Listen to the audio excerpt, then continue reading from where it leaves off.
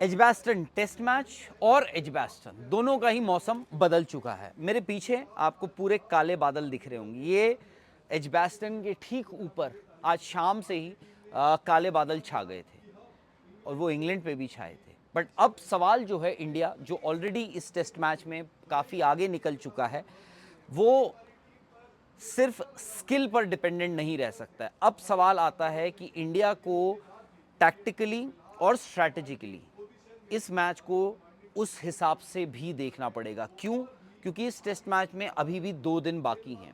अगर आप देखिए, कोई भी टीम 244 रन अपनी तीसरी पारी में या इस टेस्ट मैच की तीसरी पारी में आगे हो और 2 दिन का खेल बचा हो, it is very easy to say कि आप ये टेस्ट मैच जीत रहे हैं और इंडिया होपफुली ये टेस्ट मैच जीत रहा हो। पर दिक्कत की बात यह है, दिक्कत जो मैंने आपको दिखाई मेरे पीछे, यानी ऊपर एजबैस्टन के ऊपर पूरे बादल लगे हुए हैं। ये आज है, हो सकता है कल तक छट जाए, बट जो कल का फोरकास्ट है यानी सैटरडे डे 4 का जो फोरकास्ट है वो बहुत ज़्यादा अच्छा नहीं है। बारिश इस टेस्ट मैच में अब जो अगले 2 दिन है खलल डाल सकती है। तो आइडियली इंडिया ये सोचेगा कि हम 550 550 के आसपास का टारगेट इंग्लैंड को दें और उनको कहीं आए चेस करिए, और हम उनको करीब 90 ओवर अगर आप मान के चलते हैं फाइनल डे, और 20 के आसपास जो ओवर हैं उनको आप पेनल्टी मेट यानी डे 4 पे भी खिलाइए, ताकि जब दिन खत्म हो तो उनकी भी 2-1 विकेटें गिर चुकी हों और इंडिया सोच रहा हो कि अब 550 550 रन हमने दे दिए हैं, अब आप इनको बनाइए करीब 115-20 ओवर में। बट दिक्कत यह है, जब इंडिया कल बैटिंग कर रहा होगा यानी डे 4 इंडिया बैटिंग जब कर रहा होगा, तब इंडिया को इस बात का भी ध्यान रखना है कि इस टेस्ट मैच में वक्त का तो आपको पता है, ओवर्स कितने बचे हैं, बट कहीं ऐसा ना हो कि जो 5वें दिन का फोरकास्ट है वो भी उनके दिमाग में घूम रहा हो। क्योंकि इंडिया को पता है कि इस टेस्ट मैच का, अगर इस टेस्ट मैच को कोई वाकई में जीत सकता है या चांसेस जिसके ज़्यादा बेहतर हैं वो इंडिया है। बट इंडिया को इसलिए अपनी टाइमिंग, इंडिया को अपने गेंदबाजों को भी वक्त देना पड़ेगा कि कितना वक्त आपको चाहिए उन इंग्लैंड टीम को ऑल आउट करने में।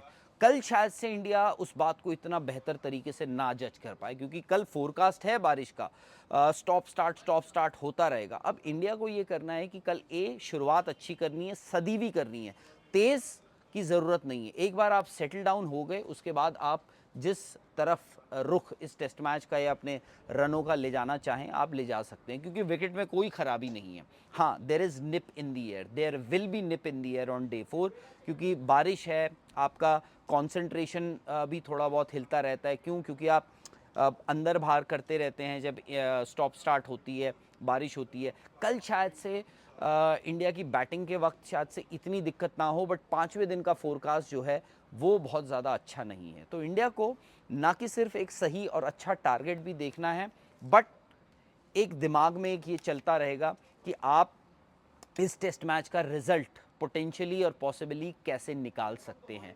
क्योंकि आप आइडियली चाहोगे इंडिया कि कल 244, इंडिया ऑलरेडी आ गया, कल इंडिया चाहेगा कि वो 65 ओवर बैटिंग करे, 65 के बाद आप डिक्लेयर कीजिए। आपके पास कल अगर इंडिया 250 के आसपास, 270 75 पौने 300 के आसपास रन बनाता है तो आप ले गए लीड अपनी 550 रन, प्लस आप इंग्लैंड को 90 ओवर, जो इंग्लैंड, जैसे हैरी ब्रूक ने कहा, the entire world knows that we will go for it. But sir,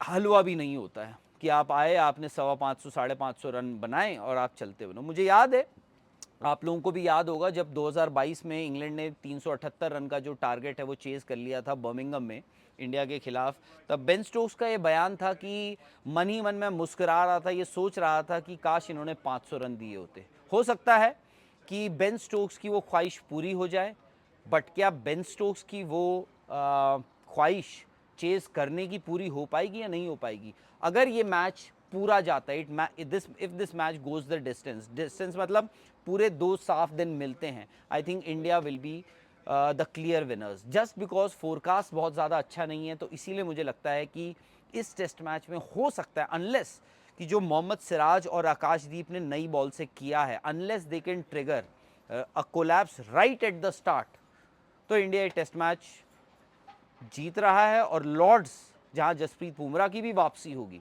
वहाँ इंडिया जाएगा 1-1 की बराबरी पर। फिलहाल आप लोग स्पोर्ट्स तक सब्सक्राइब कर लीजिए, लाइक कीजिए, इस वीडियो को शेयर कीजिए, क्योंकि मौसम का हाल अब हम बताएंगे आपको, क्योंकि अब weather is as important as anything else in the game. क्यों? क्योंकि इंडिया की लड़ाई अब सिर्फ इंग्लैंड से नहीं है, इंडिया की लड़ाई अब वक्त से भी हो सकती है।